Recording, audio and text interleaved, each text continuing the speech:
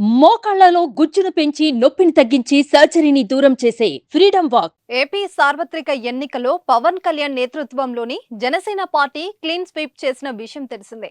జనసేన పోటీ చేసిన అన్ని స్థానాల్లోనూ విజయం సాధించింది. జనసేన అధిపతి పోటీ చేసిన పిఠాపురంలో వైసీపీ అభ్యర్థి వంగగీతపై ఏకంగా 70,000కు పైగా మెజారిటీతో జనసేన అధిపతి పవన్ కళ్యాణ్ గెలవడం విశేషం.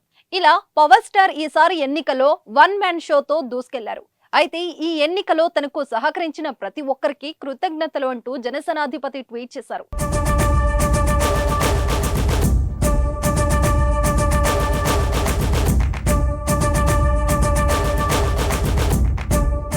సార్వత్రిక ఎన్నికలో జనసేన సాధించిన అఖండ విజయాన్ని అభినందిస్తూ ప్రపంచం నలుదిశల నుంచి శుభాకాంక్షలు అందజేశారు.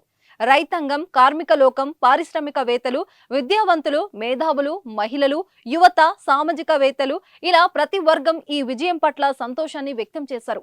తెలుగు చలనచిత్ర పరిశ్రమ నుంచి ప్రముఖ కథానాయకులు, నటులు, నిర్మాతలు, దర్శకులు, సాంకేతిక నిపుణులు హర్షాన్ని తెలియజేస్తూ శుభాకాంక్షలు అందించారు. తెలుగుతో పాటు తమిళ, కన్నడ, హిందీ చిత్ర పరిశ్రమలకు చెందిన శ్రేయోభిలాషులు తమ ఆనందాన్ని వెలిబుచ్చారు.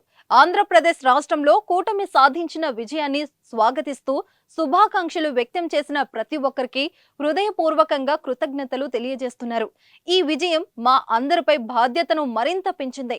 రాష్ట్ర అభివృద్ధి కోసం, ప్రజల సంక్షేమం కోసం చిత్తశుద్ధితో ముందడుగు వేస్తాం అంటూ పవన్ కళ్యాణ్ తన ఎక్స్ వేదికగా పోస్టు చేశారు. పవన్ కళ్యాణ్ ట్వీట్ పై నెటిజన్స్ స్పందిస్తున్నారు.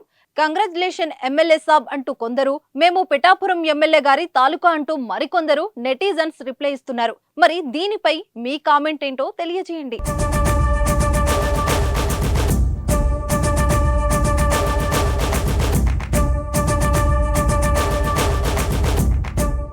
సుమన్ టీవీలో మీ పర్సనల్ అండ్ బిజినెస్ ప్రమోషన్స్ కోసం కింది నెంబర్కి కాంటాక్ట్ చేయండి.